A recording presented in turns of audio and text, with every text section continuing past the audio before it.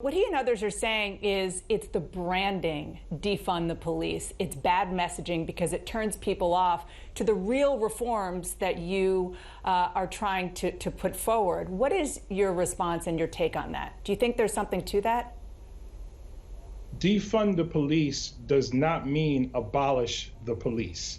It means a dramatic reduction in the number of police in our poor communities, and particularly our poor Black and brown communities.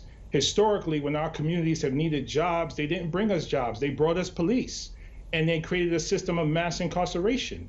And we live in a country where if you're Black or brown, you're more likely to be killed by police and more likely to be incarcerated and more likely to not afford bail. So we're focusing on this slogan, defund the police, but where are the resources to bring jobs into our communities? Where are the resources to fully fund our public schools? Where are the resources to deal with the issue of housing and food insecurity? We're not talking about any of that. We're worried about a slogan. And lastly, only 5% of police work is focused on violent crimes, rape, homicide, aggravated assault. The other 95% can be handled by other agencies, mental health institutions, domestic violence professionals, etc. So we've been doing policing all wrong for decades. In some cities, 40% of the budget goes toward policing, and police are terrorizing Black and brown communities. The evidence is clear across the country. So we have to do something different and not allow Republicans to flip a talking point on its head and make us respond to it.